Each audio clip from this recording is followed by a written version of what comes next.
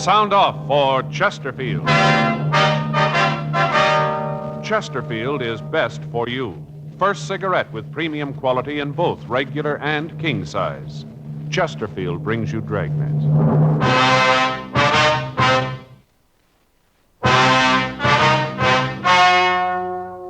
Ladies and gentlemen, the story you're about to hear is true.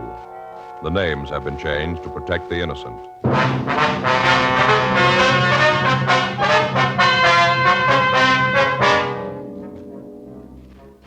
You're a detective sergeant.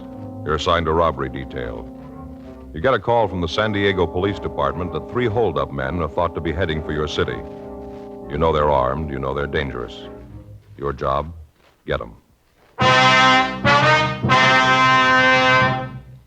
Years ahead of them all. Chesterfield is years ahead of them all. The quality contrast between Chesterfield and other leading brands is a revealing story. Recent chemical analyses give an index of good quality for the country's 6 leading cigarette brands. The index of good quality table, which is a ratio of high sugar to low nicotine, shows Chesterfield quality highest. Chesterfield quality highest. 15% higher than its nearest competitor. Chesterfield quality highest. 31% higher than the average of the 5 other leading brands. Yes, Chesterfield is first with premium quality in both regular and king size. Don't you want to try a cigarette with a record like this? Chesterfield.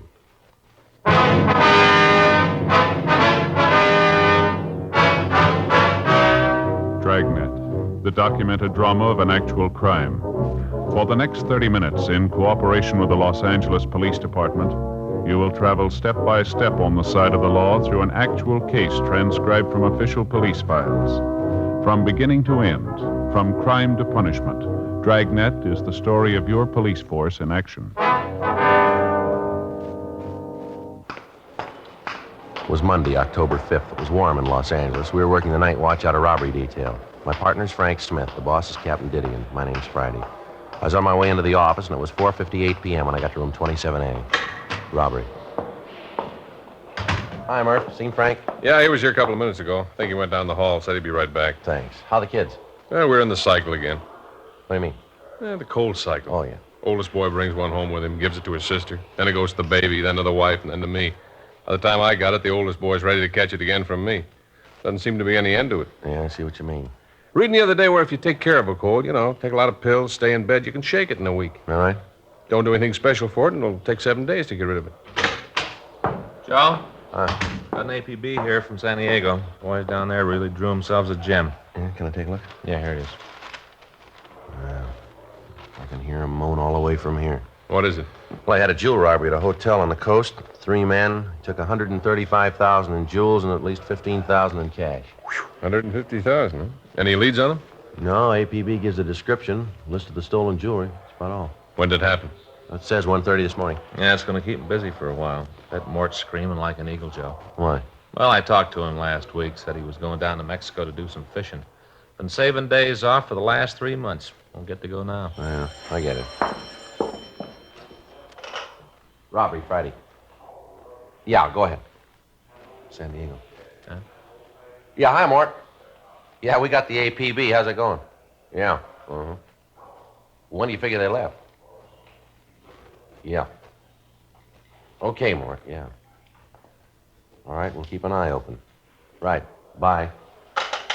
What's he got? Well, Davis, Walk, and Hewen are coming up. They're driving? Yeah, they figure the hold-up men are heading this way. The early editions of the afternoon papers came out, and they carried the complete story. 3 men had entered the Carlton Surf Hotel at 1:30 a.m. All 3 were armed, and they forced the manager to open the safe. Inside the vault were the jewels and the other valuables that had been deposited with the management for safekeeping by the guests. After looting the safe, the 3 men had robbed 5 of the guests who had entered the lobby during the time that they'd been going through the safe. After taking all the money and valuables they could find, the 3 men forced the manager and the guests into a back storeroom of the hotel, and they locked them in. None of the victims could tell the San Diego officers what kind of a car had been used, but all of them were able to give good descriptions of the 3 men. The San Diego Police Department had been called, and the men from the Detective Bureau had begun an immediate investigation. From the phone conversation I'd had with Lieutenant Mort Gear, They had evidence to believe that the three men were heading up for Los Angeles. While the three detectives from the San Diego department came to L.A., Lieutenant Gear, Sergeant Tony McGuire would continue the investigation down in their city. 11:12 p.m. Sergeants Carl Davis, Jerry Walk, and Pappy Hewen arrived at the city hall. They filled us in on what had happened. The way the thing looked, it figured that someone who had either worked for the hotel or was working for it had engineered it. How'd that check out? The identification we got? Yeah. Virgil Russell worked for the hotel a year ago as a busboy in the dining room. All the victims gave a positive identification on it. How about the other two, Carl? Nothing on him yet. What made you figure they might be coming up here? Well, Russell's got a record, checked his package, and found that he has a sister in San Diego. Checked her, and she gave us the lead. Yeah. Said her brother and two men came by the house early this morning. Her brother's been staying with her the past few weeks. Anyway, he came by this morning, packed his clothes, said he had to come up to L.A. on business. Well, she have an address up here for him, Carl? Not good. Said he told her he'd get in touch with her. He was staying with a friend in a place out on Olympic Boulevard. Anything on that address? Yeah, our package gave an address out there. Russell had listed a friend of his when he was arrested. We figured he might be out there. Got a good description of the car. One thing is going to help. Yeah. Sister told us that she asked her brother about the other two men. Wanted to know if they didn't want to come to the house. Mm-hmm. Russell said no, they were waiting for him, and the three of them were in a hurry. She couldn't give us a description of the other two. Well, what time this happened? About 5:30 this morning. Well, they came right up here. They'd get in about 8 then, wouldn't they? Yeah, You're pretty sure that these are the right ones now? looks like that. Identification of the mugs. Russell's sister told us when he was packing, a brooch fell out of his grip. She picked it up for him. You have a description of it? Yeah, matches one that was taken from the hotel in the theft. Large diamond with 4 rubies in the setting. Looked real good for the job. Did you get a broadcast out on the car? Yeah, Russell's sister told us it's a 53 Nash, red and black Continental hookup. She said Russell just got back from a trip through Arizona, Nevada, New Mexico. Said that he had the rear window covered with those stickers. You know, the ones they get from gas stations. Yeah, I know what you mean.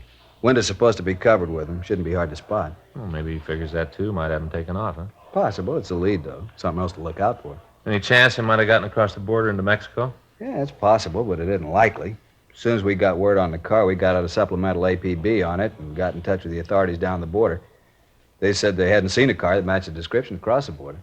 Well, if they'd gotten to the border, the officers down there'd know about it anyway. Yeah, I talked to Al Gayton from our office. He said they'd be on the lookout for him. Our pawn shop detail got right on it, Carl. They got the description of the jewelry out all over town. We haven't had any reports on it yet, though. They aren't going to try to sell it piece by piece. Too many of those pieces are easy to recognize. Yeah. They'll probably try to peddle through a fence and have it broken up. Well, we'll get the word out to our informants. Ask them to watch out for it. Yeah. Heist that big can't be kept quiet for long. Bound to be rumbles on it someplace. I'd like to check out the place on Olympic. It looks like it's the best lead we got. Okay. We're walking Hewen, you know. Went down the hall with Murphy. Wanted to check some things at R&I. Well, might as well get on out to Olympic, huh? You got the address? Yeah, you better check the place first. Could be rough. What do you mean? Well, all 3 of them are armed. Russell served time twice before at the joint. Yeah. I don't think he's going to want to go back.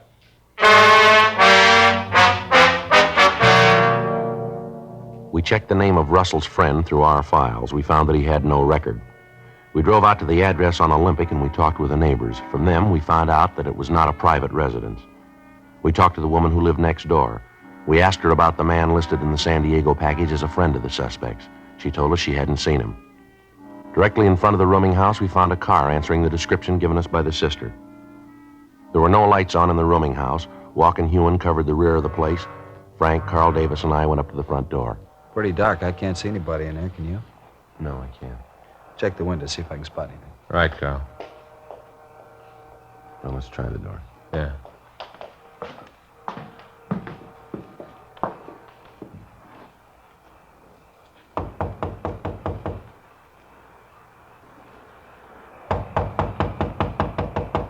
Who is it? Come on, open up. Beat it. Nobody gets in here. All right, Frank, let's hit it. All right, stand right where you are. Hold I'm it. not doing anything. What are you doing breaking in Get here your like hands out this? in front of you. Sure. I'll shake him, Joe. He's clean. Everything okay? Yeah, Carl. I'll get Walk and Ewan. Who else in the house? Nobody but the landlady. She's upstairs. Her and her daughter. Nobody else here. What's your name? Pete Ellis. Where's Russell? I don't know any Russell. All right, we'll look around. Come on. What's in there? Dining room. There ain't nothing in there. Open it up.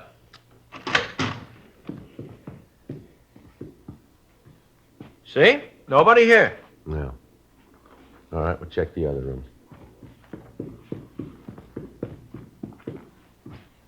Where's this door go? Bedroom. Ain't nobody in there. Open it up. Joe, nobody in the kitchen. Check the back porch. Walk and Davis are upstairs. All right, we'll try this one here. Come on, you open it up. It's locked. I can't get in. There's a key in the door over here. Let's see if it fits. Virgil! Virgil! Get out! Virgil, it's the cops! Get out! All right, get out of the way, you. Come on, let's hit it. Yeah. On the bed, Joe. I see. All right, come on, you out of that bed. Hey, Joe. Yeah. There's a bottle of sleeping pills on the table here. Yeah, there's an empty bottle of whiskey. I guess he's dead drunk. Upstairs is clean, Joe. Russell, huh? Yeah, he's drunk. I guess we're pretty lucky. Under his pillow there? Yeah. 3 guns.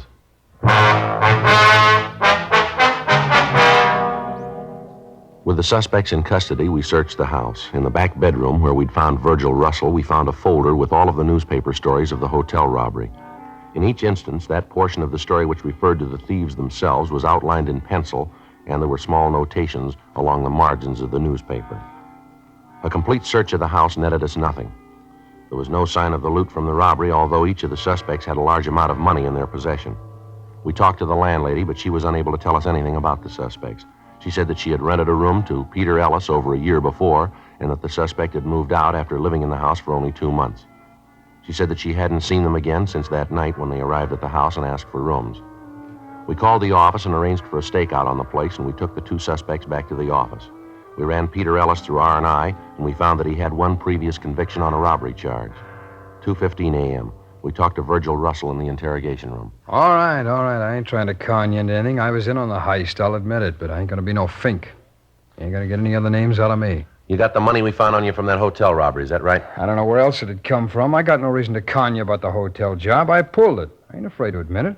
I'm just not turning fink, that's all. Maybe we can get it out of Ellis. He won't tell you anything. You're pretty sure about that. He admits he was in on the robbery. Well, so what? We all had a deal. If any of us got caught, they wouldn't tell about the others. You think Ellis and that other guy'd go that route, standing the arrest alone? Sure. We had an agreement. Oh, come on now. Tell us how much you got for the jewels. You can tell us that and not tell us who the other man is, can't you? Yeah, I suppose so. Isn't there any way you could tell if I told you how much we got? How much? 7,000. How much? 7,000. Who set up the deal to sell the stuff? Your partner? Yeah, he handled all that. He fixed it for you to get $7,000 for all the jewelry? Yeah, that's right. Well, you made a good deal, all right. 7,000 for $135,000 worth of jewelry. Wasn't worth 135. That's just the papers, making it sound big. No, Russell, you're wrong. That's what the stuff is worth. Are you kidding? You got that report, Frank? Yeah, here. Now, wait a minute. That's maybe what they claim the stuff is worth. But you know how people are always jacking things up on the insurance companies. The stuff was worth, maybe 15,000, not a cent more. Yeah, Joe, here it is. This is a report you got from the insurance company, Carl. That's it. Would you like to read it yourself, Russell, or do you want me to read it to you? Well, let me see it. All right. What a lousy bum. Oh, no good. He's a thief, that's what he is. A thieving thief. That's the kind of a guy you say you had to deal with, huh? Let you think he was doing you a big favor. Some deal, $7,000. If we'd picked him up, he'd have screamed like an eagle. He's your pal, all right. What a no good thief. I can't believe it. Who'd he sell the stuff to, do you know? No, I don't, and that's the truth. I saw the guy, but I don't know who it was. How'd the deal work? Well, earlier tonight, we got together out in Westwood. He called the fellow who was going to handle the deal, told him to meet us here. Who's he? A Fink, a lousy Fink. What's his name? Payne, Al Payne. How you spell it? Last name. P-A-Y-N-E. You got a record? No, I don't think so. I never heard him talk about it. You give us a description? Yeah. That stuff was really worth 135 grand. He said it was a lot of talk, newspaper talk, he said. Oh, brother, what a laugh. What's his pain look like? Oh, he's about 37, maybe 150, 60 pounds. Bald. A little bit of hair on the edge of his head. I'll check the name through R&I, Joe. Right. You want to bring the mugs back here? Yeah. Russell? Yeah? That first name, is it Alfred or Albert? I think it's Albert. He's some kind of a promoter. I don't know what he promotes. I think it's just a dodge, kind of a front. I'll be right back, Joe. Right. Let's go ahead with the story about the buy, huh? All right. Where was I? You said you went out to Westwood. Oh, yeah. Well, we were supposed to meet out in a parking lot by the ice rink. Big place out there. Well, we met this guy, the fellow Payne called it. He looked at the stuff, said it was worth maybe 15,000 the way it was. But he said it had to be broken down before it could be sold. That it wouldn't bring that much when it was all broken down. What'd Al say to that? Well, he agreed to it, said it was true. He went right along with it. Lousy deal. He was probably in on the whole thing. Wouldn't be surprised. I just can't get over it. We had all that stuff and didn't know what it was worth. You got any idea who this guy is? No, I told you, I didn't know. You said this Payne had an office here in town. You know where it is? Yeah, I can show you. We were up there this afternoon while I was setting up the deal. It's in a building over on 6th. You'd be willing to go over there with us? So you can nail him? That's right. We want to get the jewels back. Sure, I'll go. So what that bum did to me, nothing too bad for him. How you going to work it, Joe? Well, Russell here will have to introduce me as somebody who wants to buy this stuff. He'll have to tell Payne that I'm willing to pay, say, $50,000 for the jewelry. That way, Payne will have to get in touch with the other man. I don't think he'll pass up a deal like that. Maybe he figures to make more than that this way. Yeah, but suppose he thinks that Russell here wants to do business with me. He'll get the stuff back. I don't think he'll want to cross Russell. Might work. No, we haven't got much choice. We got to get the stuff back before it's broken up. Joe, I got some pictures here. None of them match the description. What was that? None of them match the description. Oh. You want to look at these? Yeah? Joe's going to go see this Payne with Russell and Ellis, try to get a lead on where the stuff is. How are you going to work it? Well, I'll tell Payne I'm interested in buying the jewels, offer him maybe $50,000. Picture's not here. None of these is Payne. You go along with this plan, Russell? Sure. I'd like to see you get him and get him good. It's pretty risky. It doesn't look like there's any other way. Suppose not. Russell? Yeah? We know Payne carries a gun. I'm going to tell you something. I want you to remember it. All right. You get any bright ideas about tipping Payne off about Joe? Remember, we'll have men all through the building. All right. We're not going to start any shooting. Yeah. But we'll finish it.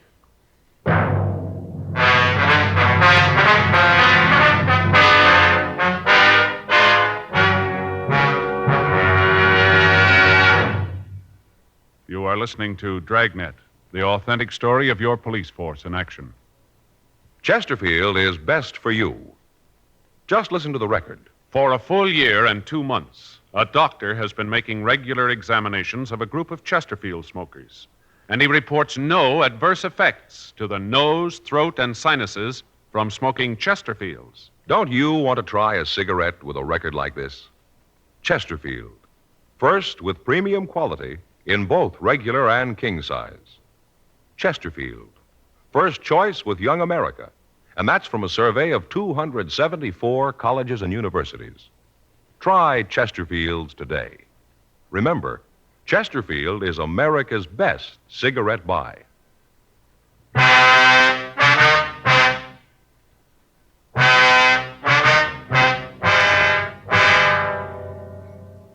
The two suspects, Peter Ellis and Virgil Russell, were taken to the main jail and booked in for violation of Section 211 of the California Penal Code. After that, the officers from San Diego, Frank and I, discussed the plan for finding the stolen jewels. It was agreed that I would go into the office building with the suspect, Virgil Russell. To lessen the chances of discovery, I would carry no gun or any police identification. We were unable to make contact that night, so the following morning, we checked over the physical layout of the building. It was 6 stories high and had one elevator. There were 2 entrances to the building, one in the front and one that opened off an alley in the rear. Officers were planted at both entrances. Additional men were stationed on each floor. 2 men were on the roof to cut off any possible escape to one of the adjoining buildings. 11:30 a.m. Tuesday, October 6th. Russell called Payne and said that he wanted to see him. Payne told him to come right over to the office. Russell and I got into a car and we drove over.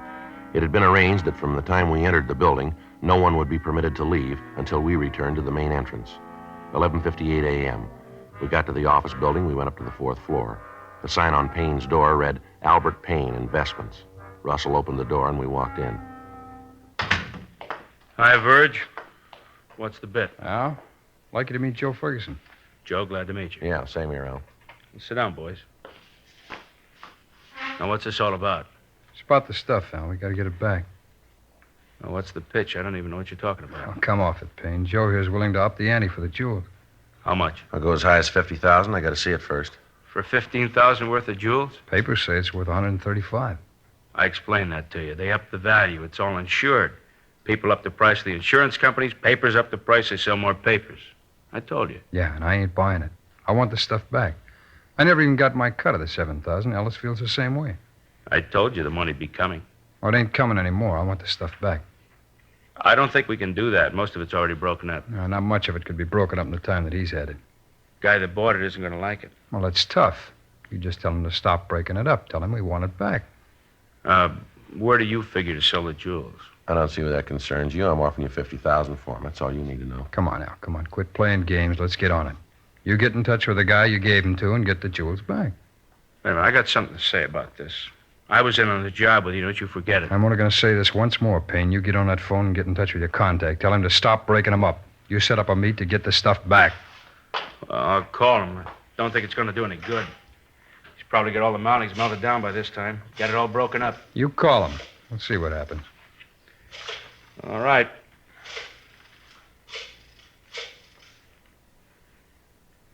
Now, let me talk to Fred. Fred, this is Al. Yeah. Listen, something's come up. We can't go through with the deal. What?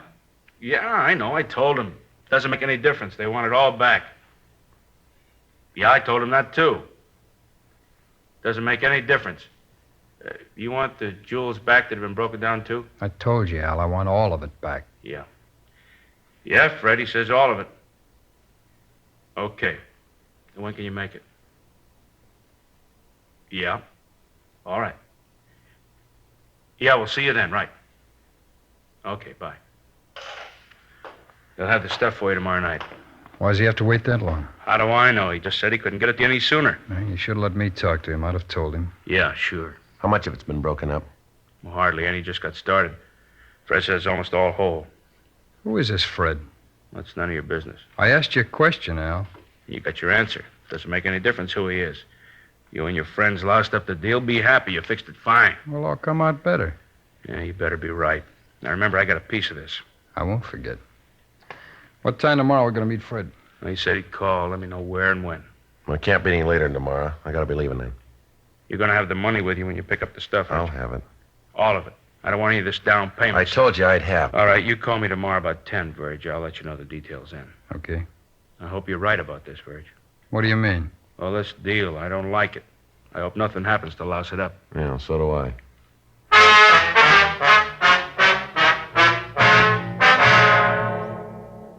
Virgil, Russell, and I left the office and went downstairs. We checked with Frank, Carl Davis, and the other officers from San Diego. Al Payne was taken into custody and booked in at the main jail on suspicion of violation of Section 211 PC. Then we returned to the office. You find out who has the stuff? Yeah, a fellow named Fred. You know who he is? No, not yet, but we will. How'd you figure that? Payne didn't tell you. Well, I saw the number he dialed when he called Fred. It was a Hollywood prefix. That narrows down the area. I can try the number and see who answers.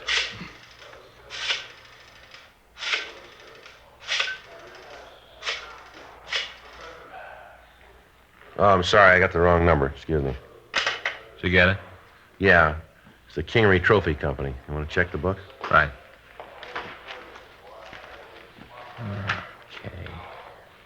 K-I, King, Kincaid. Here it is, Joe. Kingery Trophy Company. It's on Las Palmas. Trophy Company. That'd give him a chance to melt the mountings down to metal, wouldn't it? Be easier to get rid of it that way. Makes sense. What do you figure to move in on? Right now, we can drive out and check the place now, look it over, then we'll go in and get them. What happens with me? We got to take you back to main jail. After the help I gave That's you? the way it's got to be. You knew that going in. Yeah, I suppose so. Well, you tell the DA I helped, though, huh? Yeah, we'll see he knows about it. Sure a bad deal all the way around. Real bad deal. I should have known I couldn't win. Right from the start, I should have known. Nobody can win. Well, still a lot of people trying.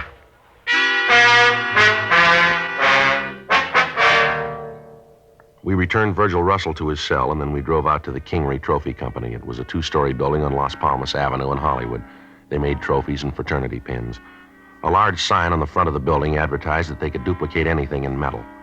We checked with the neighborhood merchants and found that there was a permanent staff of 4 employees. The company was owned by a Roger Kingery, and none of the neighborhood people could tell us anything about an employee by the name of Fred. 5 p.m. The employees of the plant left the building. 1 man remained. From the description we'd gotten from Russell, we figured that he was the person Payne had called Fred. 6:03 p.m. The lights in the rear of the factory went on, and through the windows we could see the suspect working over a small furnace. On a table off to one side, we could see a quantity of jewelry. Frank, Carl, and I went to the side door of the plant while the other officers covered the remaining doors. All right, you ready? Yeah, let's go. Carl? Yeah. I'll hit the door and grab him before he's got the chance to throw the jewelry into the furnace. Right. Grab him, Carl. He's making a break for it. I got it. Hey, what are you guys doing breaking in here like this? Look at that, Joe. Jewelry matches the description of the stolen stuff. Yeah, looks like it. All right, mister, stand still. I'll shake him. He's clean. I don't know what you guys are doing. I don't know what this is all about. All right, save it. What's this jewelry doing here? That isn't mine. I didn't ask you whose it was. I asked you what it was doing here. Fellas say give me $2,500 if I break it down for him. What's the fellow's name?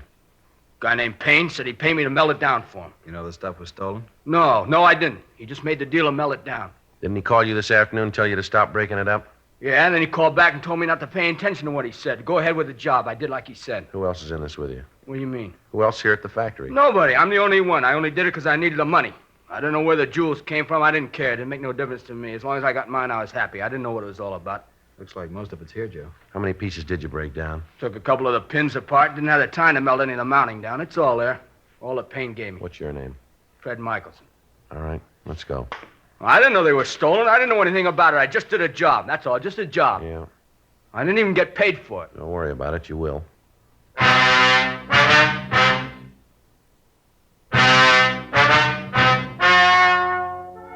The story you have just heard is true.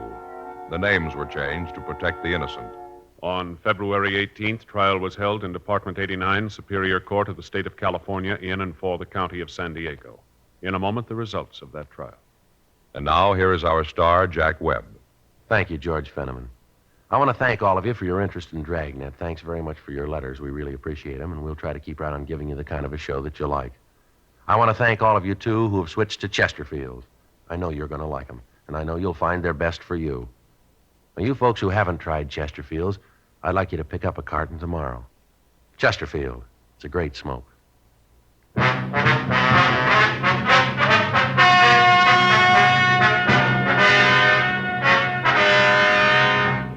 Virgil Nathan Russell, Peter Howard Ellis, and Albert Franklin Payne were tried and convicted of robbery in the first degree. They received sentence as prescribed by law. Fred George Michelson was tried and found guilty of receiving stolen property. He received sentence as prescribed by law. Receiving stolen property is punishable by imprisonment in the state penitentiary for a period of not more than 10 years. Ladies and gentlemen, Lieutenant Jack Allen, Los Angeles Police Department. Thank you. On behalf of the Detroit Police Officers Association, I'd like to present this award to Dragnet. I wonder if you'd read it, Mr. Fenneman. Yes, sir. Whereas the radio and television show Dragnet and its writers, producers, and actors most accurately portray the American police officers and their work.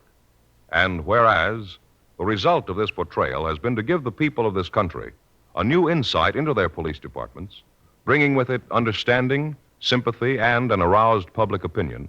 And whereas Dragnet brings credit to the men and women of the police forces throughout America, therefore we, the Detroit Police Officers Association, representing the patrolmen, detectives, and policewomen of Detroit, hereby cite and commend the show Dragnet and its star, Jack Webb, who plays the part of Detective Sergeant Friday, as the finest and most accurate police program both on television and radio. Signed this date, March 31st, 1953, in behalf of the association by Thomas Duffy, President, Bruce Finney, Vice President, Francis Klein, Secretary-Treasurer. All of us on Dragnet want to thank the Detroit Police Officers Association, and our thanks to you, Lieutenant Allen.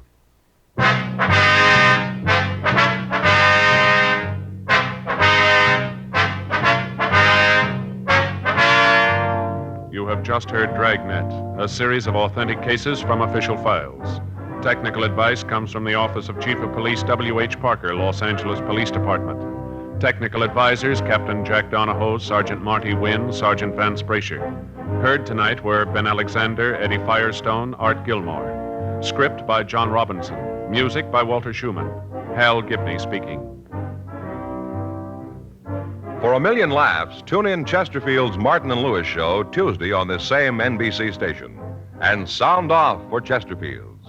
Either regular or king size, you'll find premium quality Chesterfields much milder. Chesterfield is best for you. Chesterfield has brought you Dragnet, transcribed from Los Angeles.